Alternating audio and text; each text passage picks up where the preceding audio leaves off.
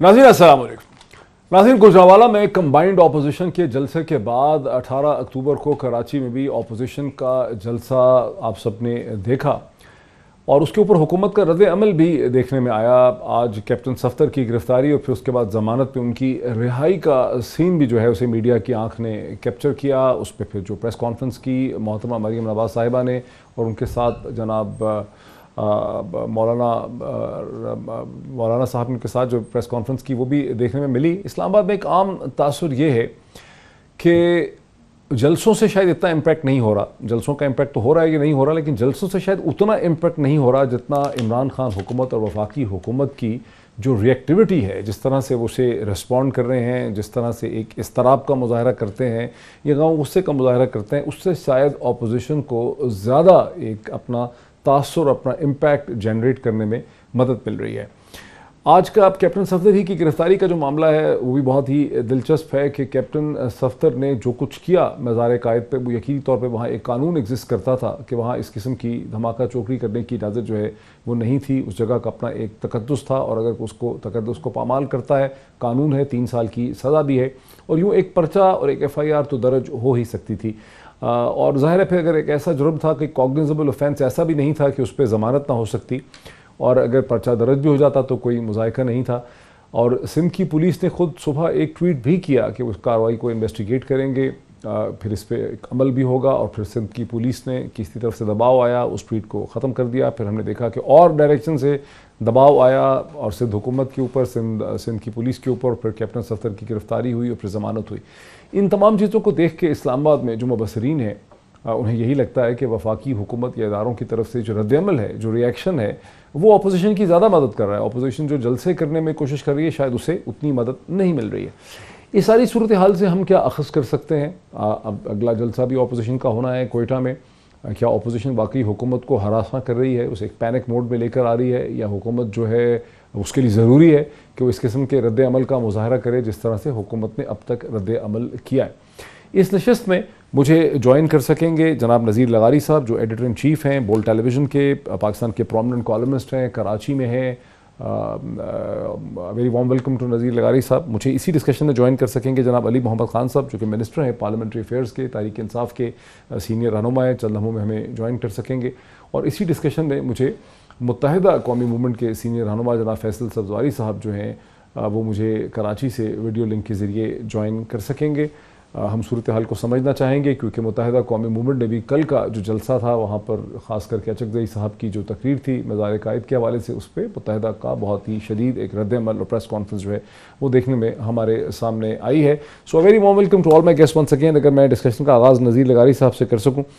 नज़ीर लगारी साहब, इससे आप कैसे एक्सप्लेन करेंगे कि एक ऑफेंस तो कर दिया था कैप्टन सफ्तर ने, एक ऑफेंस तो कर दिया था। कैप्टन सफ्तर को कभी भी बहुत सीरियस नहीं समझा गया पाकिस्तान की सियासत में। बहरहाल उन्होंने ऑफेंस कर दिया था, एक FIR तो बनती थी, गिरफ्तारी भी बनती थी, ज़मानत भी हो जानी थी। ये पीपल्स पार्टी की हुकूमत, बिलावल भुट्टो और चीफ मिनिस्टर जो एक्सप्लेनेशंस दे रहे हैं कि हम गिरफ्तार नहीं करना चाहते थे, गिरफ्तार हमें तो हमारी मर्ज़ी के ख़िलाफ़ गिरफ्तारी होगी, इसकी क्या वजह समझ में आती है? देखें, बात यह है कि पहली बात तो यह है कि कायदे आज़म एक पॉलिटिशियन थे और बड़े सगीर के सफ़े अव्वल के पॉलिटिशियन नहीं बल्कि सफ़े अव्वल के नुमायां तरीन जो पॉलिटिशियन थे उनमें आगे के पॉलिटिशियन थे। यानी गांधी और नेहरू जो हैं उनके मुकाबले में सेकेंडरी लीडरशिप थी उनकी। ये नहीं है कि वो कायदे आज़म से बढ़कर थे। कायदे आज़म एक जीनियस थे, बेपनाह जीनियस थे, और जिस तरह से उन्होंने पाकिस्तान का क़याम मुमकिन बनाया, मेरे ख्याल में इससे बड़ा सियासी जो नतीजा है, जो सियासी फतह है, इस तरह की तारीख में मिलना बहुत मुश्किल है। कायदे आज़म ने बेमिसाल कारनामा अंजाम दिया।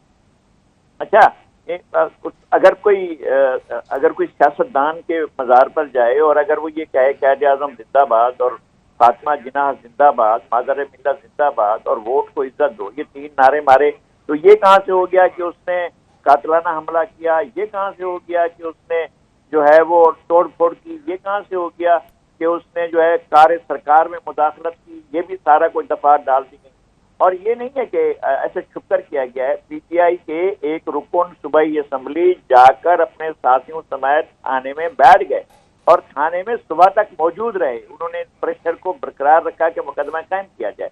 اور دوسری طرف پولیس نے جو دیا ہے ورژن, جو چیز سامنے آئی ہے وہ یہ ہے کہ آئی جی کو رات کو اٹھا لیا گیا اور پھر آئی جی سے کہا گیا کہ چلیں اب جا کر, اب یہ کہانی چونکہ سنی جا چکی ہے, کہی جا چکی ہے سوشل میڈیا. لغاری صاحب یہ تو سیاسی حلقوں کی طرف سے یہ ورژن آ رہا ہے, یہ پولیس کا جو ورژن ہے پولیس نے خود نہیں دیا. ویسے پولیس تو اور ہی کچھ کہہ رہی ہے, سندھ کی پولیس وہ تو کہہ رہی ہے کہ پولیس نے ٹویٹ کیا تھا وہ وڈرا کر لیا, وہ انہوں نے واپس لے لیا, اس لیے ہم نہیں کہہ سکتے کہ پولیس کا اپنا ورژن کیا ہے. پھر وہ دوبارہ کر دیا ٹویٹ انہوں نے. پہلے پولیس نے ٹویٹ کیا تھا کہ ان کے خلاف ایکشن کیا جائے گا, پھر وہ ٹویٹ گم ہو گیا. دوسرا آرگومنٹ یہ ہے کہ سندھ کی پولیس کے اوپر پیپلز پارٹی کی حکومت کا دباؤ تھا کہ کیپٹن صفدر کے خلاف کارروائی نہیں کرنی ہے, اسی لیے یہ جو اتنا ایک ہیجان کی کیفیت پیدا ہوئی یہ اس لیے ہوئی کہ وہ یہ سمجھتے تھے کہ جی بلاول کے محترمہ مریم نواز صاحب اور کیپٹن صفدر ہمارے مہمان ہیں اور ان کی بےزتی ہو رہی ہے اگر ان کے خلاف پولیس کارروائی کرے گی. تو خیر جو بھی ہوا آخر کار یہ ہوا کہ وہ کورٹ میں جا کر ان کی بیل ہو گئی اور وہ باہر آ گئے. لیکن جو آپ نے انٹرو میں بات کی ہے یہ حکومت کی بوکھلاہٹ ظاہر ہوتی ہے. اگرچہ آپ نے کہا کہ اس طرح کے جلسے ہوتے رہیں, یہ بڑا جلسہ تھا, اس میں کوئی شک نہیں ہے کہ کراچی کے جو تاریخی جلسے ہیں ان میں سے ایک جلسہ یہ گنا جائے گا. ہم نے وہ کراؤڈ دیکھا, ہم نے لوگ دیکھے, لوگوں کا جوش و خروش دیکھا, اور خطاب کے دوران پبلک کی انوالومنٹ دیکھی, لائے ہوئے لوگ اور آئے ہوئے لوگوں میں جو فرق ہے وہ بھی ہم نے دیکھا ہے. اور اسی طرح سے گجرانوالہ کا جلسہ بھی تھا. لیکن اس کے باوجود حکومتیں اس طرح کے جلسوں سے بوکھلاتی نہیں ہیں, اس طرح کے جلسوں کو وہ سسٹین کرتے ہیں اپنے آپ کو, اور اپنی کنسسٹنسی کو برقرار رکھتے ہیں, اور اپنی ان کا ایک بڑا ڈگنیٹی ہوتی ہے, وقار ہوتا ہے حکومت کا کہ وہ حکومت ان چیزوں کو سہ لے. جس طرح سے وزیر اعظم نے 17 تاریخ کو اس پر ریئیکشن دیا اور جس انداز میں ہارش طریقے سے کیا ہے وہ وزیر اعظم کے منصب کے مطابق نہیں تھا. اور اگلے طریقے ہوا, اچھا لاکھ کہتے رہے کہ سندھ پولیس نے کیا, فلاں نے کیا, جس نے بھی کیا, لیکن وزیر اعظم ایک دن پہلے کہہ چکے ہیں اور یوں داڑھی پر ہاتھ لگا جیسے ہمارے یہاں سندھ میں ہوتا ہے اور سرائکی بیلٹ میں بھی ہوتا ہے, داڑھی پر ہاتھ لگا کر بڑی بات کرتے ہیں, دیکھ لے میں اس کو دیکھ لوں گا. اور اسی طرح سے کیونکہ یہ بھی سرائکی ہیں تو اس لیے انہوں نے داڑھی پر اپنی ہاتھ رکھ کر کہا اچھا بھی میں بھی دیکھ لوں گا, اب میں ایک اور عمران خان بن کر آؤں گا سامنے. تو یہ اور عمران خان بن کر ذرا فیصل سبزواری صاحب کو اس میں آنے دیجیے. فیصل سبزواری صاحب, لغاری صاحب کہتے ہیں کوئی ایسا معاملہ ہی نہیں تھا مزار قائد کے حوالے سے. کچھ پولیس آفیسر سے سینئر سے میری بات ہوئی, وہ کہتے ہیں کیچ 22 سچویشن تھی, ایک اوفینس ہے, ایک ڈسکرائبڈ اوفینس ہے, اگر اس پہ پولیس رد عمل نہ کرے تو بھی غلط ہے, اگر پولیس رد عمل کرتی ہے تو ظاہر ہے پھر اس کا ایک پولیٹیکل ریئیکشن ہوا ہے. آپ کو کیا سمجھ آتا ہے کہ کیپٹن صفدر کو اگنور کر دینا چاہیے تھا, وہ ہے ہی نہیں, ان کو کوئی سیریس کیریکٹر ہی نہیں ہے, یا پولیس کو کچھ نہ کچھ کارروائی تو کرنی ہی تھی؟ بہت شکریہ محیط صاحب. فرینکلی اسپیکنگ میں نے جہاں اپنی سیاسی زندگی میں بھی, اور میں اسی شہر میں پلا بڑا ہوں, اب آج تک خیر اتنا آگے تو میں نے وزیر اعظم یا صدر کو بھی جاتے ہوئے نہیں دیکھا جہاں کل صفدر صاحب اور پی ایم ایل این کے دیگر رہنما آگے چلے گئے تھے. جو ایک جنگلہ ہے وہ یقیناً تقدس کے لیے ہی ہے, تقدیس اس کی سینکٹیٹی کو برقرار رکھنا ہم سب پر فرض ہے. مجھے نہیں علم کہ وہ کیا عوامل تھے کہ جن کی وجہ سے پی ایم ایل این کی جو وہاں موجود قیادت تھی اس نے سمجھا کہ وہ اس جنگلے کو بھی کراس کر کے آگے چلے جائیں. بدقسمتی کے ساتھ جو بھی حکومت میں ہوتا ہے, ہم بھی جب حکومت میں تھے تو وہ زیادہ حساس ہو جاتے ہیں, اور بہت ساری چیزیں جو ہیں وہ مصطفیٰ زیدی نے کہا تھا نا کہ ایک نہ ایک خوف لگا بیٹھا ہے دیوار کے ساتھ, ایک نہ ایک شورش زنجیر ہے جھنکار کے ساتھ, تو وہ والا معاملہ ہو جاتا ہے. اور ہونا نہیں چاہیے. اپوزیشن ہو یا حکومت, ان کے جو بھی لوگ ہیں ان کو میرٹ کے اوپر ٹریٹ کرنا چاہیے تاکہ آپ سے جو لوگ شاکی بھی ہیں ان کو یہ یقین رہے کہ حکومت جو ہے وہ کسی کے ساتھ زیادتی نہیں کرے گی. اب تصویریں آ رہی ہیں کیپٹن صفدر صاحب کے, لوگ ہاتھ چوم رہے ہیں جہاز میں, تو یقیناً credit goes to the government. اور بہرحال صوبائی حکومت اتنی سہل پسندی کے ساتھ یہ کہہ نہیں سکتی کہ ہمیں علم نہیں تھا یا ہم نے کیا نہیں, کیونکہ بہت ساری چیزیں ہیں جو صوبائی حکومت کہتی کچھ اور ہے. میں نے آج کی پریس کانفرنس میں بھی اس کا حوالہ دیا ہے. جیسے بحریہ ٹاؤن ہے, وہ ایسا تو نہیں ہے کہ وہ نئی علم ہے کہ سندھی گوٹھوں کو سندھ پولیس ہی وہاں سے ہٹا رہی ہے, اور انچارج منسٹر میرے دوست وزیر اعلیٰ سندھ ہی ہیں, اور 485 ارب روپے کا اسی بحریہ ٹاؤن کے اوپر جرمانہ سپریم کورٹ آف پاکستان نے لگایا. یعنی کچھ نہ کچھ وہاں کے مسائل ہیں. تو حکومت کا اتنی آسانی سے کہہ دینا کہ ہمیں نہیں تھا, مجھے ایسے واقعات ہوئے ہیں ماضی میں کہ جب شاید وزیر اعلیٰ کو نا علم ہو لیکن حکومتی مشینری کہیں نہ کہیں پر تو انوالو ہوتی ہے, جو میرا تجربہ ہے. اچھا یہ ایک اور بھی بات بڑی دلچسپ ہے فیصل سبزواری صاحب کہ جو سندھ کے سرکاری وکیل ہیں سندھ حکومت کے، انہوں نے کیپٹن صفدر کی ضمانت کی بھی مخالفت کی ہے. یہ چیز چھپ چکی ہے اخباروں کے اندر. انہوں نے مخالفت کی، انہوں نے کہا کہ ان کو ضمانت نہیں ملنی چاہیے، یہ سیریس اوفینس ہے. لیکن اوکے سندھ حکومت کا پولیٹیکل موقف ڈفرینٹ ہے ان کی لیگل پوزیشن سے. بہرحال لغاری صاحب نے یہ کہا کہ بہت عظیم الشان جلسہ تھا. دوسری طرف سے بعض لوگوں کا یہ کہنا ہے کہ یہ جلسہ کراچی کا نہیں تھا بلکہ لوگوں کو باہر سے لایا گیا ہے بسوں کے اندر یا ٹرکوں کے اندر، اور کراچی کے لوگ اس میں جو ہے وہ بہت تھوڑے تھے تو شاید مولانا کے تھے. آپ کی کیا اس میں انڈرسٹینڈنگ؟ موئی صاحب میں کوئی سویپنگ سٹیٹمنٹ دینے سے میرا اپنا مزاج ہے، میں گریز ہی کرتا ہوں.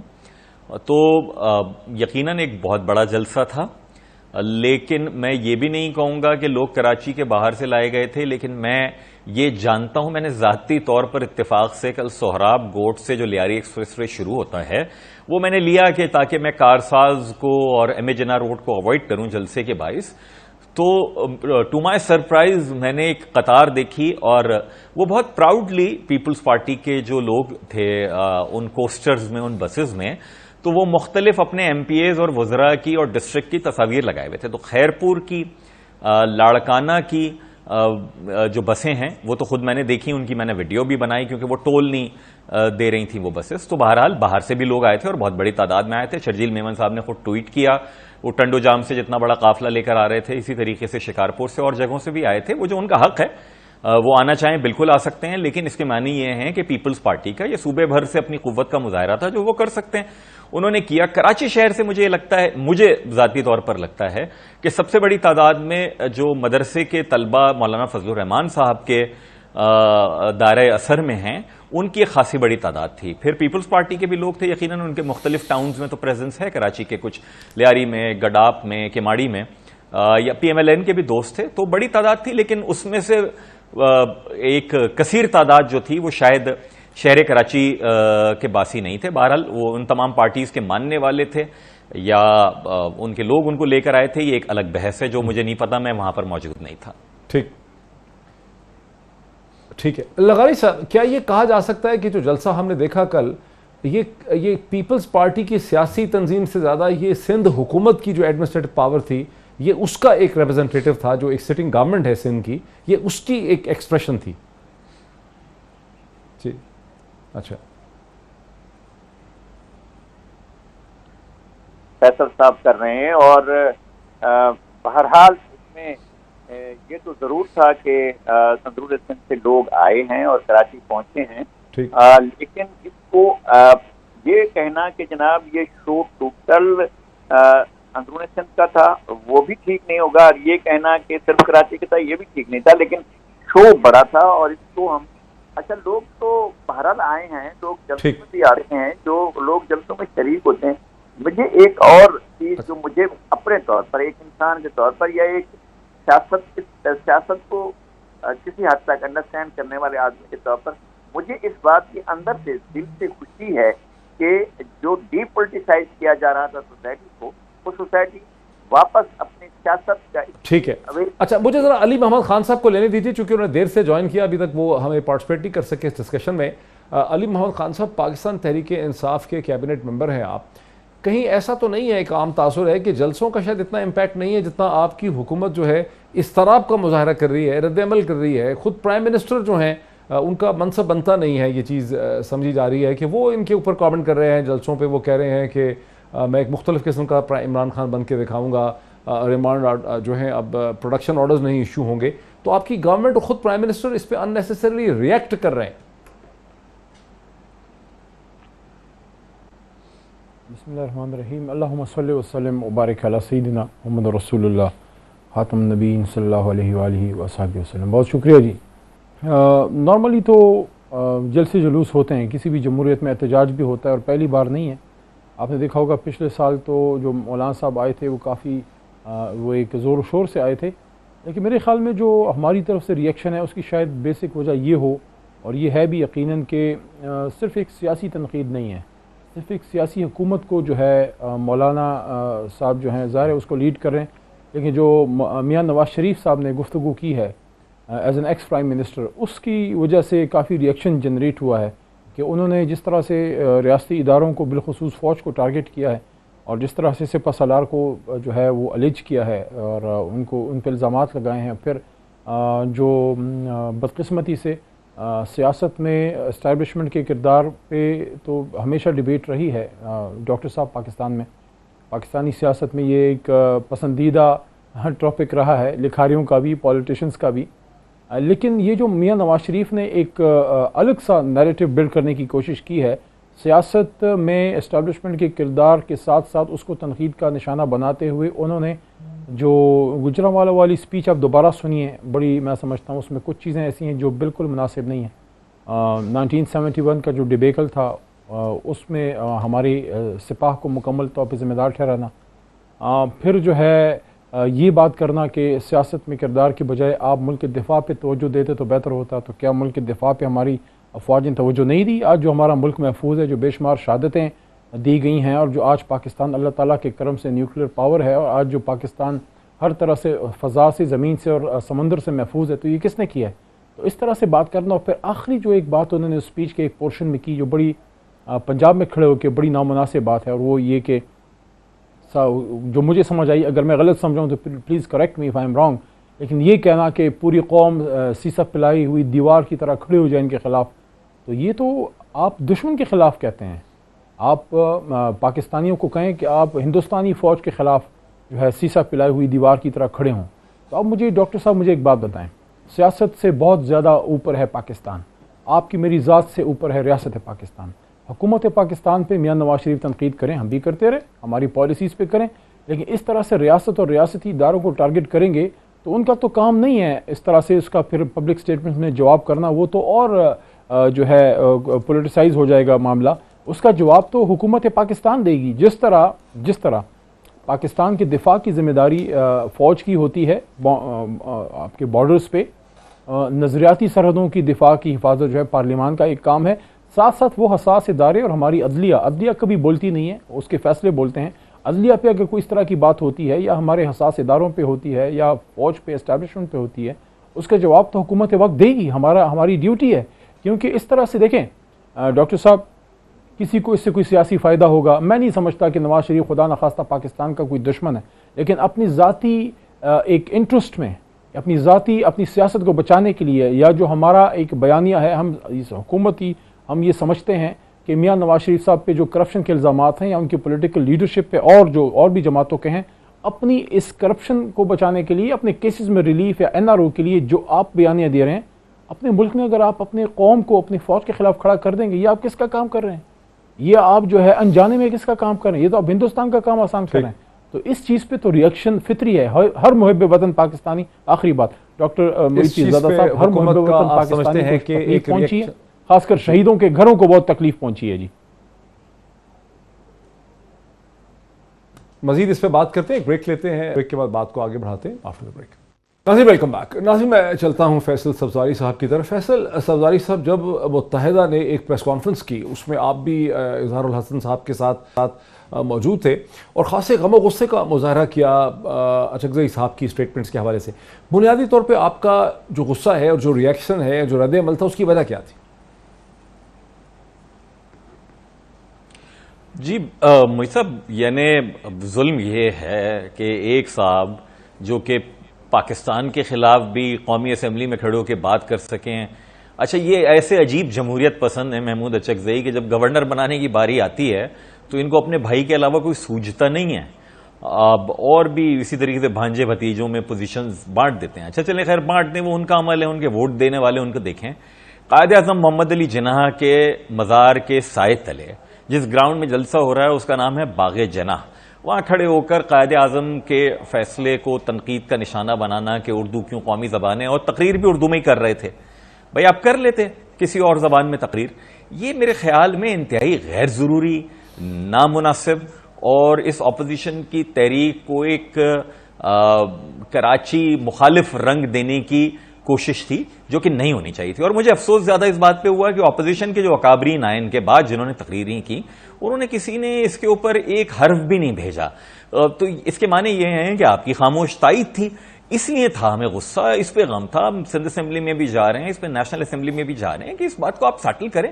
یہ بات کہہ دینا کہ اردو جو تھی جو لنگوا فرانکا تھی, تو یہ اس سے پہلے یہ بتا دیجئے کہ یہ پنجاب میں اور کیا وہاں پرشین رائج نہیں تھی رنجیت سنگھ کے زمانے میں بھی, کیا جو دیگر صوبے ہیں ان کے لوگ جو اب پاکستان کا حصہ بنے وہ کس طریقے سے کمیونیکیٹ کر رہے ہوتے تھے, اور آپ چاہتے کیا تھے کہ یہاں ہوتا کیا, اور کیا صرف اردو کی بنیاد کے اوپر یہاں پر بیوروکریسی بنی اس وقت؟ نہیں جناب, وہ تو اس وقت بھی انگریزی جانتے تھے جو ICS آفیسرز تھے, آج بھی انگریزی رابطے کی زبان ہے. آپ کے بھائی بھی جو گورنر تھے وہ سارے کے سارے یہ انگریزی بولتے تھے, آپ کے بچے باہر پڑھ رہے ہیں, انگریزی سیکھ رہے ہیں, بول رہے ہیں. تو آپ کہہ دیجئے نا کہ میں سوائے پشتو کے نہ کوئی زبان بولوں گا, جس طریقے سے ایک بگٹی صاحب نے اپنے زمانے میں کہہ دیا تھا. یہ منافقت تو نہ کریں, یہ تعصب تو نہ کریں, کم از کم قائد اعظم محمد علی جناح کو تو چھوڑ دیں, کم از کم ان کے مزار تک کے سائے میں تو ان کے فیصلوں کو اس وقت کیوں زیر بحث لایا گیا, ہمیں کچھ سمجھ میں نہیں آیا اس کے علاوہ کہ نفرت بھڑکائی جائے. نذیر لغاری صاحب, کہیں ایسا تو نہیں ہے کہ اپوزیشن کی 11 جماعتیں فزیکلی طور پر تو اکٹھی ہو گئی ہیں, لیکن ذہنی طور پہ اور نظریے کے اعتبار سے یہ بہت مختلف قسم کا کراؤڈ ہے. یعنی اچکزئی صاحب, مولانا فضل الرحمان, PMLN, PPP, یہ سب بہت مختلف قسم کی جماعتیں ہیں جن کے درمیان میں کوئی آپس میں اتفاق اصل میں ہو نہیں سکتا. نہیں, دراصل یہ جماعتیں کوئی 8 سال پہلے 8 سال کی مدت تک یہ ایک اتحاد میں رہی ہیں. یہ PMLN نہیں تھی اور 1-2 اور جماعتیں بھی نہیں تھیں, ورنہ یہ جماعتیں تو ایک ساتھ رہی ہیں. اچکزئی صاحب بھی تھے, مولانا فضل الرحمان بھی تھے, اور پاکستان پیپلز پارٹی بھی تھی, اور یہ جو ہیں اپنا نیشنل پارٹی یہ موجود تھی. یہ ساری پارٹیاں پہلے MRD میں موجود رہی ہیں اور انہوں نے ایک بے مثال تحریک بھی چلائی. جو فیصل صاحب کا اعتراض ہے وہ ویلڈ ہے, اور غیر ضروری چیزوں کو کھانے کی کوئی ضرورت نہیں ہوتی کسی بھی آپ سیاسی اجتماع میں. اور ان کا یہ بھی شکوہ ہے کہ انہوں نے کسی نے ایک حرف بھی نہیں کہا. تو پھر فیصل بھائی نے اور اظہار الحسن صاحب نے, خواجہ اظہار الحسن صاحب نے 3 حرف بھیجے اور اپنا دل کا غصہ کر دیا پورا. لیکن یہ کہ اردو تو کسی سے نہیں لڑ رہی ہے, ہم تو اب بھی بڑے ذوق اور شوق سے پڑھتے ہیں. میرے سب بچوں کے یہ استاد ہیں, ان کو انہوں نے تقریریں سکھائی ہیں فیصل سبزواری صاحب نے. ان کو پتا ہے کہ ہمارے گھر میں اردو کیسے بولی جاتی ہے, سندھی بھی بولی جاتی ہے, سرائکی بھی بولی جاتی ہے, بلوچی بھی بولی جاتی ہے, اردو بھی بولی جاتی ہے. ہم نہیں سمجھتے ہیں کہ ہمیں زبان کی بنیاد پر کسی کو ٹارگٹ کرنا چاہیے. سوال ہی بن, اس سے بڑا جرم ہو ہی نہیں سکتا کہ کسی کو زبان کی بنیاد پر ٹارگٹ کیا جائے. اور زبان کی بنیاد پر, زبانیں لڑائی کے لیے ہوتی ہیں, زبانیں تو کمیونیکیشن کے لیے ہوتی ہیں, تو سمجھنے کے لیے ہوتے ہیں, اظہار خیال کے لیے ہوتی ہیں. تو مجھے ان کے سیاسی جو اسٹینڈ ہے میں اس پر کوئی تنقید نہیں کر رہا ہوں, نہ ان کے سیاسی اسٹینڈ پر تنقید کر رہا ہوں. ان کے اس رویے پر مجھے بھی یہ بات ہے کہ ان کو نہیں کہنا چاہیے تھا اردو کے بارے میں جو کچھ انہوں نے کہا ہے. ایک اشارہ تانی صحیح, یہ باتیں نہیں کرنی چاہیے, اور اس سے کوئی کاؤنٹر پروڈکٹیو بات ہے. مطلب یہ ہے کہ اس سے تو MQM کو موقع ملا کہ انہوں نے باقاعدہ ایک پریس کانفرنس کی. اچھا, یہ تو اچھا ایک آپ نے بڑا اچھا ایکسپلین کر دیا.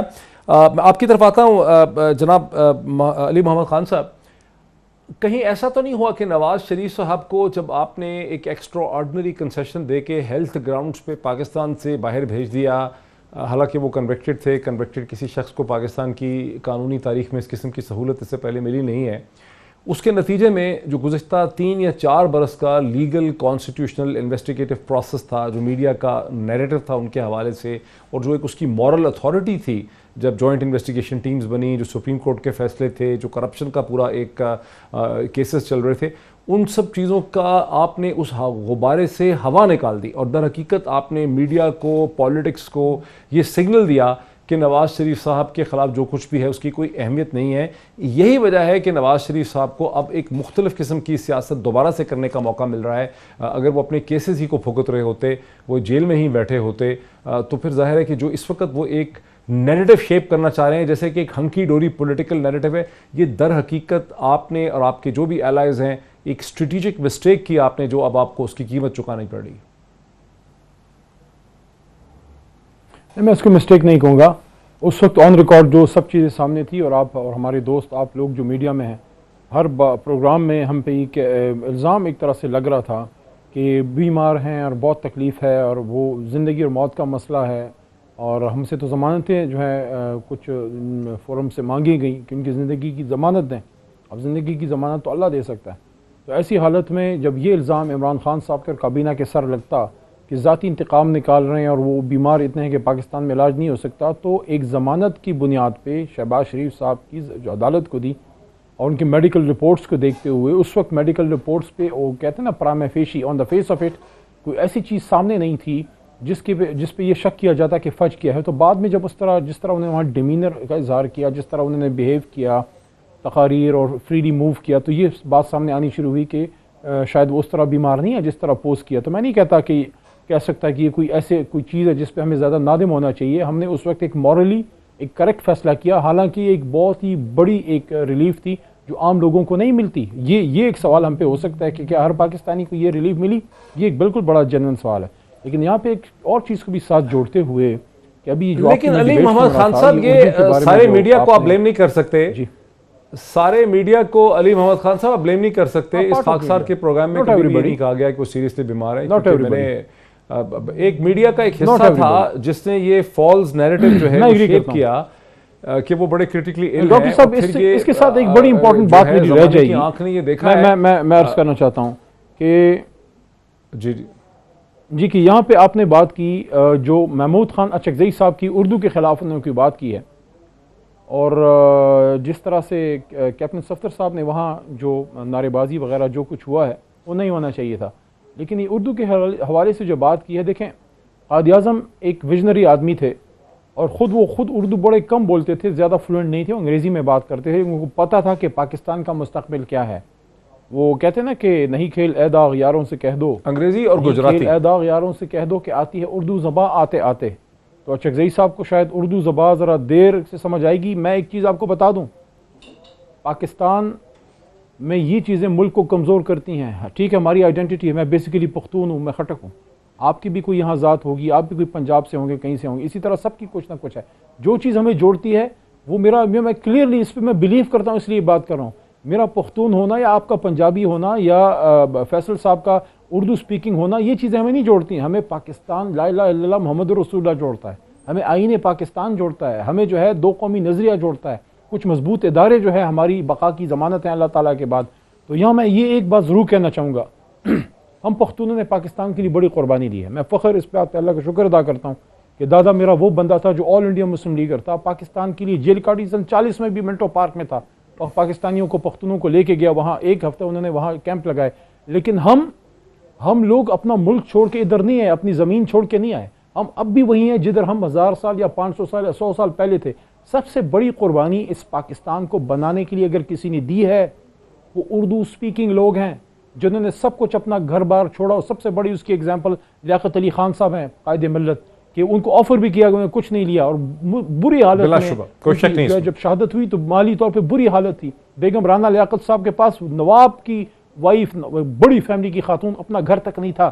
میں آنیسٹلی میں کسی کو خوش کرنے کے لیے نہیں کہہ رہا ہوں، میں یہ کہہ رہا ہوں ہم سب نے اس پاکستان کو آزاد کیا ہے، مضبوط کیا ہے. بلوچستان نے ایک ڈیموکریٹک طریقے سے، خیبر پختونخوا نے ووٹ کی طاقت سے، پنجاب نے بھی اپنا کردار ادا کیا. لیکن قائد کی ویژن دو قومی نظریے کو لے کے چلنے والی، اگر میں اپنے سے ایک نمبر زیادہ دوں گا، اپنے سے ایک قدم آگے رکھوں گا اردو سپیکنگ کو، کیونکہ اس نے اپنا گھر چھوڑا، وہ اس ویژن کو، اس خواب کو ساتھ لے کے پاکستان آیا جو خواب اس کی آنکھوں میں سجے ہوئے تھے. تو میں سمجھتا ہوں اس طرح سے کسی اردو کو ٹارگٹ کرنا، یا ماضی میں زرداری صاحب سے غلطی ہوئی تھی، میں بصد احترام عرض کروں گا کہ جس طرح اردو کمیونٹی کو انہوں نے اردو سپیکنگز کو کیا، میں سمجھتا ہوں یہ وقت ان چیزوں کا نہیں ہے. یہ اردو پنجابی، یہ پنجابی بلوچ کے چکروں سے نکلیں. ہندوستان کیا چاہتا ہے؟ انہی چکروں میں ہمیں ڈالنا چاہتا ہے نا. میرا ایک سوال ہے، ویسے جسٹ 1 منٹ، میرا ایک سوال ہے محمود خان اچکزئی صاحب سے. میں نے سینٹ میں ایک سپیچ کی، اس پہ ان کے دوست میں ناراض ہو گئے، کبھی آپ نے یہ بات کر دی تو کیا سچ بولنا گناہ ہے؟ وہ کہتے ہیں کہتا ہوں وہی بات سمجھتا ہوں جسے حق، میں زہر حل کو کبھی کہہ نہ سکا قند، اپنے بھی خفا مجھ سے ہیں بیگانے بھی نہ خوش.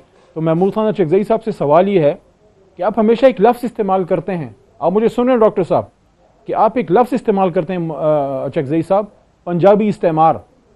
تو اگر اس ملک میں کوئی پنجابی استعمار تھا ماضی میں یا جو بھی تھا، تو اس کے سب سے بڑے علمبردار تو میاں نواز شریف تھے، اور آپ ہمیشہ سے میاں نواز شریف صاحب کے اہل آئے رہے. پھر آپ ان کے ساتھ کیوں رہے؟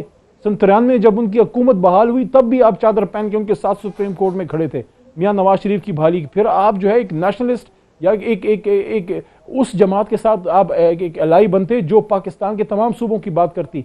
तो आप खुद जो है मियाँ नवाज शरीफ के साथ बैठ के आपने पंजाबी इस्तेमाल के खिलाफ नारा लगाया जो खोखला है। इस तरह से आपको नहीं करना चाहिए। पाकिस्तान को ज़ात की बुनियाद पे, ज़बान की बुनियाद पे मुझे ब्रेक लेने दीजिए। सबको तौबा करनी चाहिए। आइए इस मुल्क को मजबूत करें। पहले ही काफ़ी नुकसान हो चुका है, पहले ही काफ़ी खून बह चुका है। ये बहुत अच्छा है कि आपने उर्दू के हवाले से, उर्दू स्पीकिंग लोगों से पाकिस्तान के हवाले से जो कुछ कहा वो सुनने में बहुत भला लगा। लेकिन मेरा जो सवाल था कि आपकी हुकूमत ने एक गैर दानिशमंदाना फैसले से ब्लैकमेल होकर नवाज शरीफ साहब की सियासत को रेनोवेट कर दिया है, उसका जवाब नहीं मिल सका। एक ब्रेक लेते हैं, ब्रेक के बाद डिस्कशन को आगे बढ़ाते हैं आफ्टर द ब्रेक। नाज़रीन वेलकम बैक। नाज़रीन एक बहुत बड़ा सवाल जो मैंने उठाया था जिसका अली मोहम्मद खान साहब ने मतलब उसको शायद ठीक तरह से एड्रेस नहीं किया, उसी सवाल को लेकर मैं लगारी साहब के पास जा सकता हूँ। लगारी साहब, ये एक अजीब हुस्न इत्तफाक है कि नवाज शरीफ साहब एक कन्विक्टेड पर्सन हैं जिनके केसेस यहाँ पेंडिंग हैं, उनको सज़ा हो चुकी है अदालत से, और वो यहाँ से एक एक्स्ट्रा ऑर्डनरी सर्कमस्टांसेस में हेल्थ ग्राउंड्स पे जाते हैं, हेल्थ ग्राउंड पे ट्रीटमेंट सीख नहीं करते हैं, और उनको जब ये कंसेशन दी जाती है तो दर हकीकत हुकूमत एक बहुत बड़ा स्ट्रेटेजिक ब्लंडर करती है, बिकॉज इसके नतीजे में वो नैरेटिव डिज़ोल्व हो जाता है करप्शन का, पब्लिक ऑफिस के अब्यूज़ का, अदालतों का, और वो एक पुराना नैरेटिव वापस ले आते हैं, civil versus military, establishment versus democracy. और यूँ नवाज शरीफ साहब ने कमाल होशियारी से PTI की हुकूमत को बेवकूफ़ बना के अपनी सियासत को रिसरेक्ट कर लिया है। क्या कहेंगे आप? बात यह है कि वो किसी की आंखों में धूल झोंक कर नहीं गए हैं, वो किसी की आंखें बंद करके नहीं गए हैं। जो मेडिकल बोर्ड बनाए गए वो हुकूमत के मेडिकल बोर्ड थे, वो किसी पॉलिटिकल पार्टी के मेडिकल बोर्ड नहीं थे, और उसमें बोर्ड्स में जो शामिल थे वो इनके एतमाद के लोग थे। सूबाई वजीर जो बुलेटिन दे रही थी वो उनके एतमाद की खातून थी, और अब भी वो सूबाई वजीर हैं और बहुत काबिल एहतराम हैं। वजीर आजम ने जिस तरह बताया कि शेरी मज़ारी रो पड़ी थी, मेरा ख्याल नहीं है कि मुझे रोना आया हो। मैं बहुत एहतराम करता हूँ नवाज शरीफ साहब का, लेकिन उनकी बीमारी पर मैं रोया नहीं था। मुझे कम से कम मुझे शेरी मज़ारी उनकी बीमारी पर रो पड़ी थी, खासा मुश्किल है। वो यही कहा है ना वजीर आजम ने, क्या आपने सुना नहीं? अच्छा, वजीर आजम ने कहा कि जब नवाज शरीफ की बीमारी की रिपोर्ट काबीना के इजलास में आई तो मोहतरमा शेरी मज़ारी रो पड़ी, ये कहा उन्होंने। जब वजीर आजम ये कहेंगे तो फिर नैरेटिव क्या रहेगा? लेकिन लगारी साहब, मैं यही तो बात कर रहा हूं कि एज अ डॉक्टर हमें उस वक्त भी पता था कि जिसको जरा से भी मेडिकल साइंस पता थी उसको पता था कि ये सारे डॉक्टर्स भी झूठ बोल रहे हैं, ये सारा जो नैरेटिव शेप किया जा रहा है ये गलत है। जो पिक्चर तो पेश की गई है कि गवर्नमेंट ने डील की थी ना, ये NRO दिया था ना। अब आप इस बात को ये ले आए ना, हम इस बात को यहाँ पर कि NRO दिया गया, और NRO जो है, अच्छा फिर NRO की कहानी तो आज तो सामने नहीं आ रही है। मेरे भाई हैं जनाब अली मोहम्मद खान साहब, और इनके जो खानदान है उनके बारे में भी वहाँ हमने बहुत कुछ पढ़ा भी है और जाना भी है, और हमने 60s 70s की जो सियासत है उसमें गुलाम मोहम्मद लोनखोर का नाम जो है वो खैबर पख्तूनख्वा में बहुत बड़ा नाम था, बहुत बड़ा नाम था। और मैं अब भी ये समझता हूँ कि अली मोहम्मद खान का नाम उतना बड़ा नहीं है जितना गुलाम मोहम्मद लोनखोर का नाम था, लेकिन ये भी तो सारी सूरत यार में मात खाई है, इन्होंने नहीं बता रहे। असल बात तो डील क्या हुई थी हमें तो अब बताएं ना, ये सामने है, मौजूद है सारी सूरत यार। जो रिपोर्टें बनी वो इनकी बनी थी, जो नतायज है वो इनके नतायज थे, जो फैसला हुआ इन्होंने किया, और जो कुछ कह रहे थे वो इन्होंने कहा था। बिल्कुल सही। अली मोहम्मद खान साहब, ये डील थी क्या? नून के तो जरा ये कहते थे कि हुकूमत के ऊपर दबाव बढ़ाए कि नवाज शरीफ साहब जेल में हैं तो उनको बाहर भेज के, बाहर बिठा के दर हकीकत हुकूमत को पीसफुल तरीके से अपना एजेंडा इंप्लीमेंट करना था। इसलिए नवाज शरीफ साहब की इस्तदा की गई, रिक्वेस्ट की गई कि मेहरबानी करिए मियाँ साहब बाहर लंदन चले जाएं।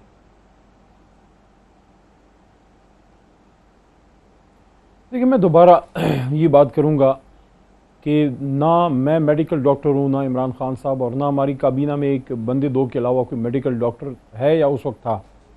हमने तो डॉक्टर्स पे ट्रस्ट करना है, मेडिकल रिपोर्ट्स पे। उस वक्त जो रिपोर्ट्स वज़ीर आज़म पाकिस्तान के सामने पेश की गई, और काबीना में ऐसा भी नहीं था कि इमरान खान साहब ने कोई हुक्म दिया कि ये करना है। नॉर्मली वो ऐसे करते भी नहीं हैं, बहुत ऐसे कोई कम मामलात होते जिसमें कहते हैं कि हमने कर दिए फैसला, तो सब वो कुछ ज़्यादा आर्ग्यू बाज़ औक़ात नहीं भी होता, लेकिन अक्सर औक़ात मैं कहता हूँ 95% ऑफ द टाइम्स ہر چیز ڈیبیٹ ہوتی ہے. جو روٹین کی ایشوز ہوتے ہیں اس میں زیادہ ڈیبیٹ کی ضرورت نہیں ہوتی. یہ this was one of those issues جس پہ باقاعدہ شو آف ہینڈز یا ایک طرح سے ہر آدمی سے رائے پوچھی گئی. تو ایسا بھی نہیں تھا کہ خدا نخواستہ کوئی ڈیل ہوئی تھی تو ڈیل کوئی پوری کابینہ کے ساتھ تھوڑی کرتا ہے. So all these things when came.